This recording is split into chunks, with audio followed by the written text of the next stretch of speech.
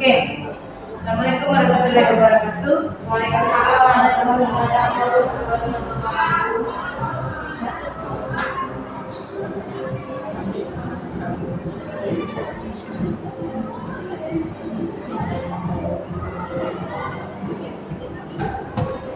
Oke, Bapak Ibu, baiklah saya akan mulai tentang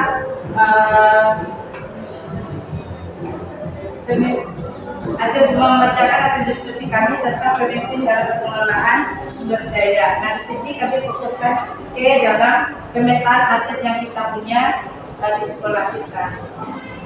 Nah, tujuan pembelajaran kita pada bagian ini adalah untuk dapat CGP dapat mengidentifikasi berbagai sumber daya di daerah untuk sekolahnya dan strategi pemanfaatannya secara efektif. Nah,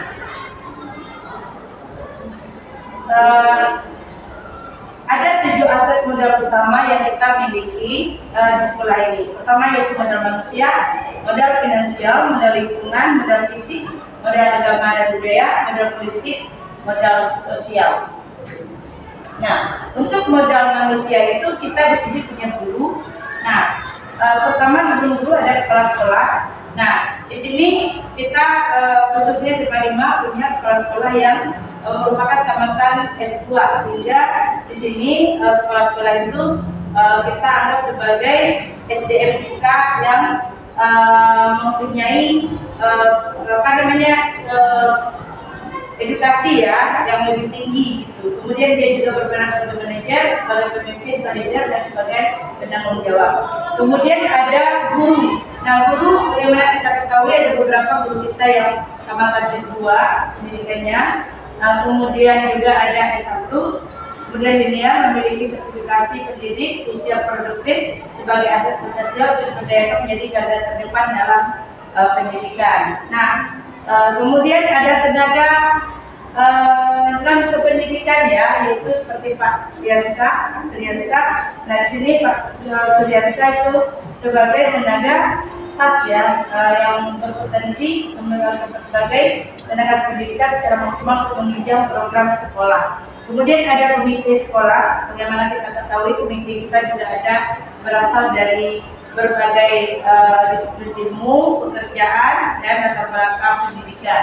Nah, mereka juga mendukung segala program yang ada di sekolah. Kemudian ada pengawas sekolah selaku orang yang menyampaikan informasi dan mengawasi lembaga pendidikan agar lebih terarah. Kemudian ada orang tua wali murid. Nah, kita sama ketahui wali murid kita ada berbagai macam beragam dengan latar belakang budaya ilmu juga dan pendidikan. Yang mana orang tua wali murid ini diharapkan bisa ikut memajukan sekolah dengan bekerja sama mengembangkan sekolah kita. Kemudian ada murid. Nah, murid kita ini tentu berasal dari berbagai latar belakang yang kita harapkan mampu berkembang dan memajukan sekolah dengan prestasi akademik dan non-akademik. Itu 7 modal dari sekolah. Kemudian di modal sosial. Di modal sosial ini ada pramuka, kemudian ada PGRI, Kopri dari instansi gurunya, organisasi guru ya, kemudian ada komunitas belajar juga dari guru. Kemudian ada KKD untuk kepala sekolah dan MGP dari guru. Kemudian modal politik. Nah, di sini kita juga punya modal politik, yaitu kerjasama dengan stakeholder dan pemerintah, yaitu pihak dari kelurahan, kecamatan, puskesmas, perangkat desa, kepolisian dan laut.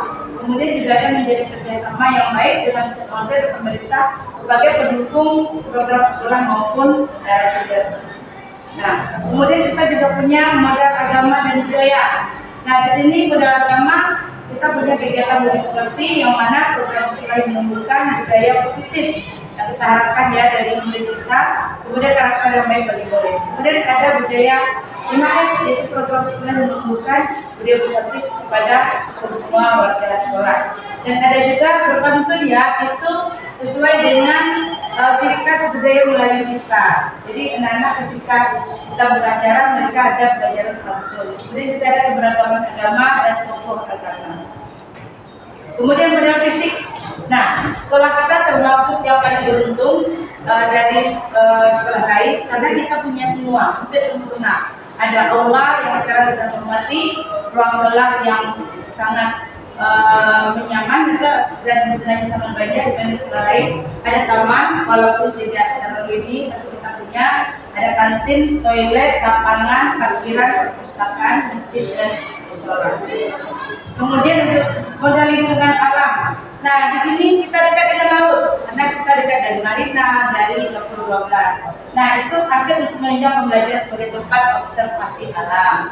Dekat dengan industri ini, karena kita dekat dari Tanjung Puncak, Muka Kuning. Nah, itu hasil untuk menunjang pembelajaran sebagai tempat pembelajaran perkembangan PKM.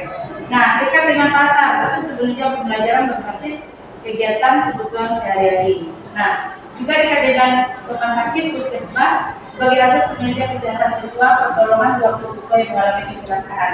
Dekat dengan hutan, hasil untuk menunjang atau proses pembelajaran tentang waktu hidup dan tumbuhan.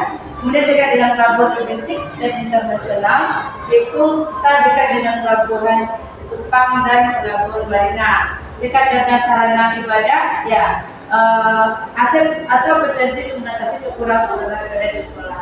Kemudian dekat dengan unit 136, sebagaimana kita ketahui kita juga ada kerjasama dengan unit dalam pembangunan anak kita, pembelajaran dan sebagainya. Ya,